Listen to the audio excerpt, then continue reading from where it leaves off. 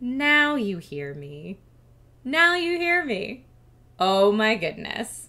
Thank you guys. I thought I fixed that ages ago, and then I was talking, and then it didn't work, and I hate technology today. Hey, I work in tech for a living and did for years, and I hate it. So if you have technical issues, don't feel bad because it happens to all of us. Mine is, and I now know this and forget it, but anytime that Windows updates, it changes all of my default settings. So any programs that when you close them and open them, reset to default settings, get totally screwed up. Like this, for example. I was like, oh yeah, let me unmute my mic. And it's still not recognizing it because, you know, whatever. That's how tech works. Haha! Hi, everybody. Michael King says, we all hate tech, especially teachers and other educators. Yeah, I feel that. And thank you to teachers and other educators right now who are trying to figure out tech that you're very not used to while also trying to start the new school year. I'm sure that that's not easy. Major shout outs to you and thank you for all that you do. So what I was saying that you couldn't hear at all, that I will probably have to edit out of this video and then completely re-upload it after we're done, fun times, is that I have a really busy weekend and not having time to do those things, really, but I will. This weekend, I am hosting a big charity event with Erica Ishii for Alienware in celebration of Katy Perry's Smile album that's coming out. And that starts at 12 o'clock Pacific time today. Erica and I are hosting the first 2-hour chunk, and then it goes for 2 days, and Erica and I are wrapping out the show at the end of the day on Sunday. So it's kind of, you know, thrown everything in my weekend into a big tailspin because there's so much going on that's out of the ordinary. But anyway, that's why The Naked Truth is now earlier in the day. And yeah, that's why we're doing this here. So thank you guys all for being here. I know I have glasses on. Thomas says, is it a true naked truth with your glasses on? It's going to have to be because I can't see. I'm too scared. There we go, leading into the topic of this video. I'm too scared to put things in my eyeballs, so I don't use contacts, so I have my glasses on so that I can see you. So speaking of things that I am afraid of, welcome to The Naked Truth on Fears and Phobias. This topic was suggested in the Discord by STS2884. Thank you for suggesting this topic. And people in the Discord, which, by the way, if you're not in the Discord, join the Discord. It's linked in the description below. People in the Discord in the Naked Truth channel were talking about potential topics for an upcoming episode, and this was one that had a lot of people talking. So I thought, this is a good time to tackle this one. So the textbook definition of phobia is an extreme or irrational fear of or aversion to something.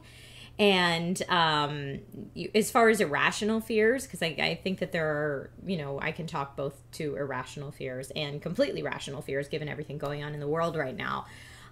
Some of my irrational fears that some of you may know, depending how long you followed me and some of my friends, but I do have an irrational fear of Velociraptors, which makes no sense. I completely understand that they are extinct, but I watched the original Jurassic Park way too young, and Velociraptors are terrifying in that movie. Now I know, logically, A, they're extinct, B, they were like the size of turkeys, not what we're led to believe in Jurassic Park. I understand all that just fine. It doesn't help me that if I see a Velociraptor in any type of media that looks like the ones in Jurassic Park, I will freak out.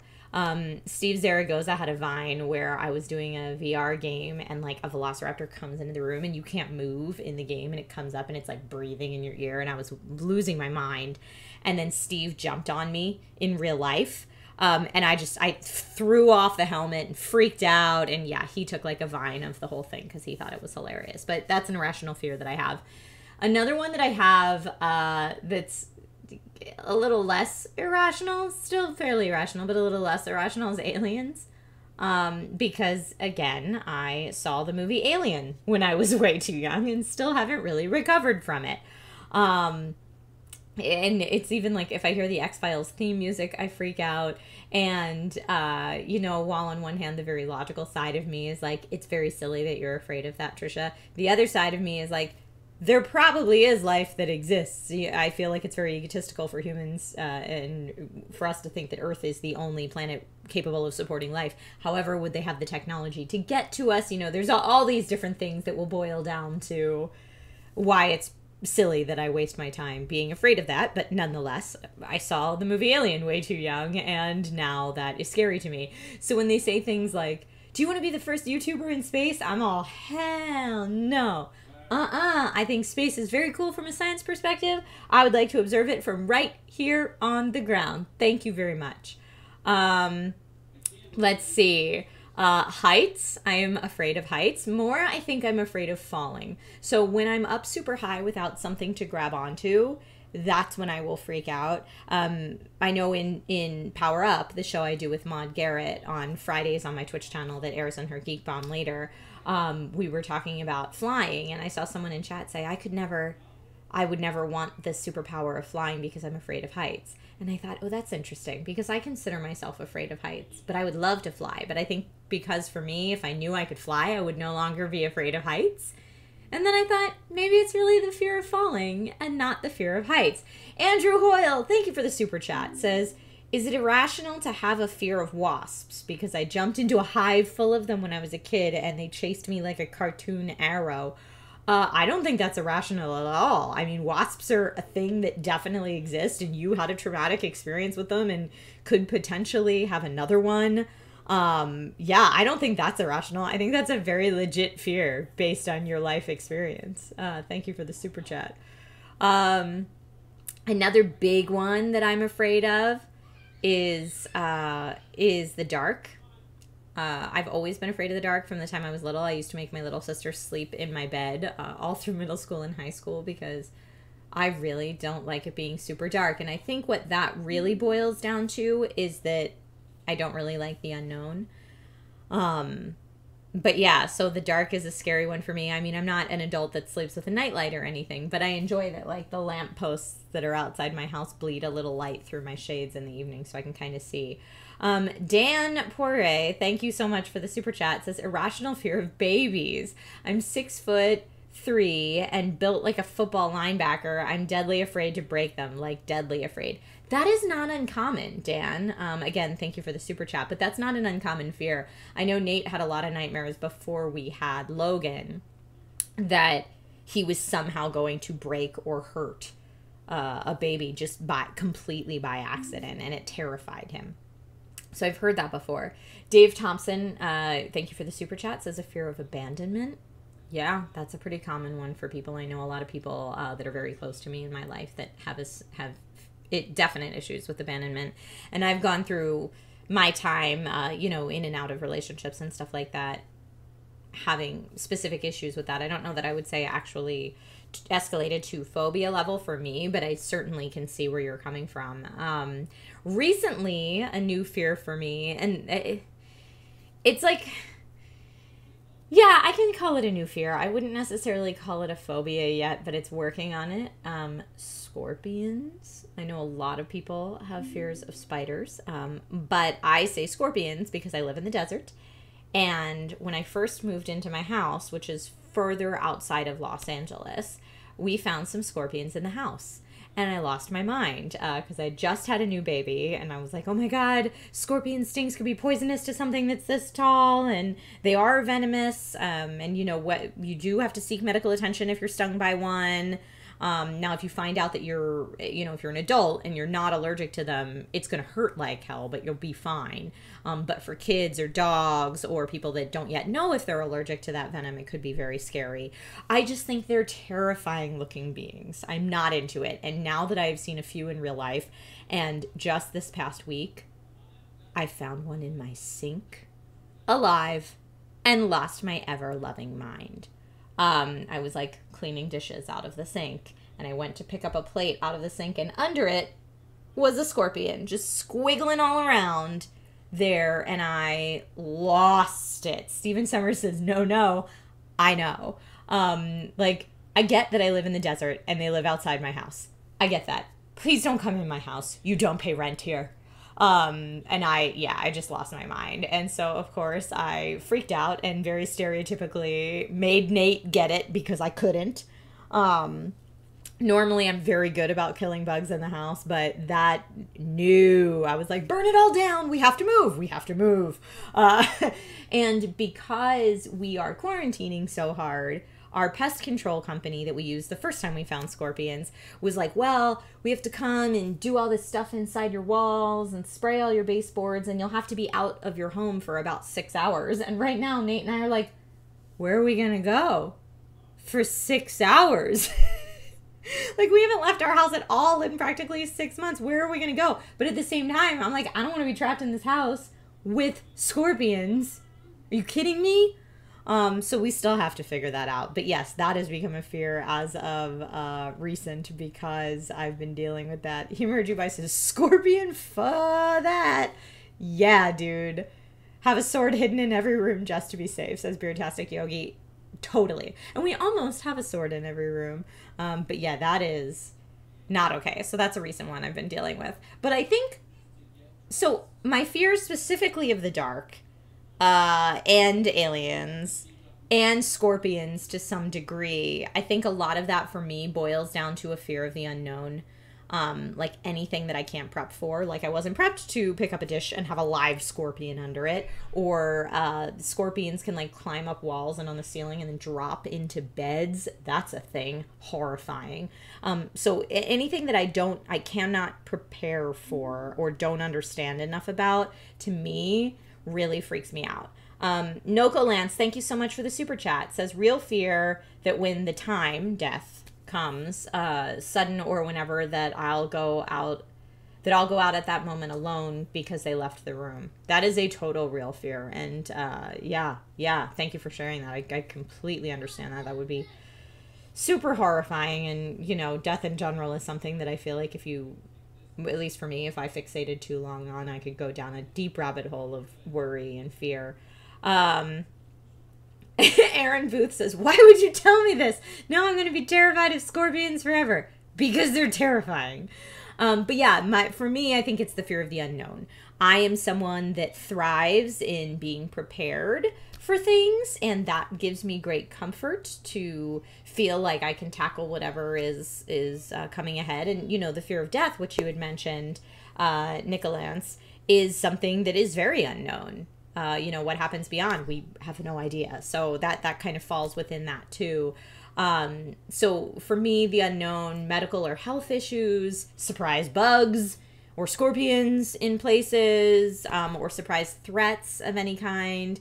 Like, the scariest movies to me are, what was that movie? I forget what it was named, or what it was titled, but they basically like murder people, and it was based on a true story, and they're like, why us? And they were like, because you were home. That terrifies me because you can't understand it. You can't prepare for it. Fear of the unknown just makes me feel a complete lack of control. There's a complete lack of predictability. And those are the phobias and fears that hit me the worst. Cyclops TB, thank you for the super chat. Says, I never was arachnophobic, but during Halloween, the fake cob spider webs always freak me out when I see them. I know there's a lot of them though are so cartoonishly thick. To me, I'm like, okay, well, I know that that's fake, so that makes me feel better. But I completely understand why that would freak you out, and that's why people put them up, because it's Halloween and they're trying to freak people out. So the psychological term for fear of the unknown, I went down a kind of rabbit hole of research before I did this Naked Truth, trying to just, you know, have some self-reflection and think about what my fears are. The psychological term for fear of the unknown is xenophobia, which now I think we all think xenophobia is the fear of strangers or foreigners, or like fear of, you know, going outside and seeing people. But its original meaning is fear of the unknown. It's much broader. And it includes anything or anyone that's unfamiliar or unknown. Isn't that crazy? The movie's called The Strangers. Thank you. Took it home to Jenny. Oh. Jenny says, I mean, Trish, you made it through pregnancy, Larry, and a roof collapse all in 1 year. You're a boss. Thank you so much, Classy. I appreciate that. It's good to focus and remember the wins as well. You are correct. But yeah, so I mean, as far as my fear of the unknown and how I've been able to cope with it, because that's something, like I said, I've had since I was little. I made my sister sleep in my bedroom when I was younger. Best way for me to overcome those and things I've done are just try to, like, when I feel my mind snowballing and getting bigger and bigger and bigger, stop myself and think, am I jumping to conclusions? And where am I jumping to conclusions? And just kind of put a halt on that. try to get more information about the thing, which in the case of scorpions probably scared me more. But having as much information as I can about the thing can help me feel more prepared if I do run into whatever the thing that I'm afraid of is, or help me have some kind of predictability as to when I might run into that thing. Taking control of the things that you can. So for example, the fear of the unknown when it comes to health or medical issues, taking controls of the things I can, or trying to research and make sure I have health insurance in place, that kind of thing, or talking to friends who might have a different outlook on the thing that is a way I hadn't thought of it before. So those are the ways that I've found to cope with my fears and phobias over the years. Robert Stiletto, how do you say your last name? I like it. Thank you for the super chat. Says, as a kid, I saw a nature program showing a scorpion climb into a shoe, and then someone started trying to put their foot in. I've checked every shoe ever since. Actually, when I was reading so much about scorpions, they said if you live in the desert, you should check your shoes every single time. Which, again, terrifying when I have a 3-year-old who's really excited to go put on his own shoe because he can do that now. Pick up a shoe, and I'm like, no, there might be bugs in it, and freaking out. But, you know, it's something we just have to live with. I'm learning to live with it. I'm trying. In the meantime, I need to find out how to get out of my house for 6 hours so the pest control can come put whatever they need to put inside my walls and make me not deal with it for a few more years. Because that's what happened last time. They did their thing, and for like 3 years, I didn't think about it until I found one under my dish in the sink a couple days ago. Blech. So yeah, that's kind of how I've dealt with my issues. And so my questions for you, and I know some of you have already been answering this in chat, is I was going to say, what are your phobias? But before we get to that, are you the type of person that loves adventure and is like thrilled and given energy by the unknown? Or are you someone who lets that kind of frighten you more like me? Because I know people who are like, yes, I love not knowing what comes next. It's so thrilling, and they really thrive off that. I wish I could take a page from that book, but that's just not inherently who I am. Let's see. Parenting is scary, Stephen Summers. Are We Dead Yet? Says, I'm glad we don't have any dangerous wildlife here in Northwest Washington except the occasional spider. Joel Brown says, I have 3 main fears. Needles, because I nearly pass out each time a needle comes near me. I get that. The second is shop mannequins. Totally get that. They are terrifying in every piece of media. And the final one is the fear of being abandoned, too. Yes, that is common pretty across the board. Took It Home to Jenny says, nope, nope, nope. I'm a big home gal. I like to know. I like what I know. Yes, I agree. I also like what I know. But Himar Jubai says, I love the unknown and looking into it and discovering new things, which is another great way to look at it. Chris Jensen says, I like adventure in the unknown, but I hate doing it alone because I'm afraid to screw it up. And maybe that's true. Maybe adventuring into the unknown with someone else would make it less scary. That's a great point. Aaron Booth says, all fears really come down to a lack of control. This is most obvious with the fear of the unknown. Yes, 100%. Lack of predictability. That's what drives me crazy. Catnip Ninja says, I love the idea of adventure, but I'm trying to overcome laziness. I get that too. Wow, Logan is screaming his head off. Right on cue. It is like impossible to get anything done with that child in the house. I love him dearly. Don't mistake what I'm saying. I love my child dearly, but I really hope quarantine's over so we can hire a babysitter at some point. Nicolan says, thanks for your answers. I think it's just uncontrollable, unknown, the real base fear, like the Snyder Cut sucking after all. Yeah, you know, that I'm sure is a huge fear for a lot of people right now. Stephen Summers says, did he find a scorpion? Don't even say that. Nate's with him right now, so I'm sure Nate will take care of it. Logan is also having a rough morning. Maybe his tech didn't work this morning either. Stephen Summers says, breaking news. Trisha loves her kid. I do love my kid. Yes, I do. Being Baz. Hey, no worries that you're late. We'll have a VOD of this up. Kala539 says, is that a child or is your tea ready? You know, sometimes it's hard to tell the difference. Yeah, he does have a set of lungs on him, Joel Brown, for sure. So yeah, a bunch of you have shared some of your fears. My next question is, do you have any tips for overcoming them that you found through your experience have helped you cope? Because maybe whatever your coping mechanism is will help someone else who's watching this video or who's in chat right now. Kevin Shea says, fear of drowning from being caught in the whirlpool of a pool drain. I got past it when swimming without a suit. The exhilaration of being rebellious helped. Okay, there you go. Perfectly on brand for Naked Truth. Steven Summers says, any Logan-based fears? Oh, you can't even imagine. I mean, every time he goes up or down the steps in my mind, I'm like, and he's going to fall and paralyze himself forever. But those things happen all the time for me as a parent, so I have to consciously counteract that about 1 million times a day. Cyclops TB says, I do fear the unknown, death, and I fear the fate of the MCU now that Chadwick Boseman passed away. I know, I can't even, like, think about it. It makes me so sad. Last night I was like, this isn't true. This isn't true. I just hard was in denial. R.I.P. Rest in power, Chadwick Boseman, and, you know, obviously sending so much love to the Boseman family for sure. It's just such a sad, horrible thing to have happen. 2020, man, that's all I can say about that. Logan's crying. That's how I feel about 2020. Steven Summers, thank you for the super chat. Says, as an adult, I'm less afraid of things, except for anxiety of going or doing something new because I don't know, or losing my intelligence and memories. Oh my gosh, yes. Like dementia is so terrifying. So terrifying. And let's see. Catnip Ninja says, mental fears, just knowing either you will handle it or you won't. Physical fear, pushing through the uncomfortable feeling your body gives. And these are your ways of coping. Those are very, very good suggestions.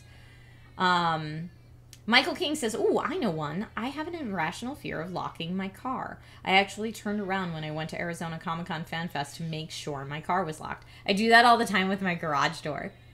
No matter how much I'm like, and now I'm shutting the garage door. And then I drive away and I'm like, did I shut the garage door? Did I leave my whole house open to anyone who just wants to wander in?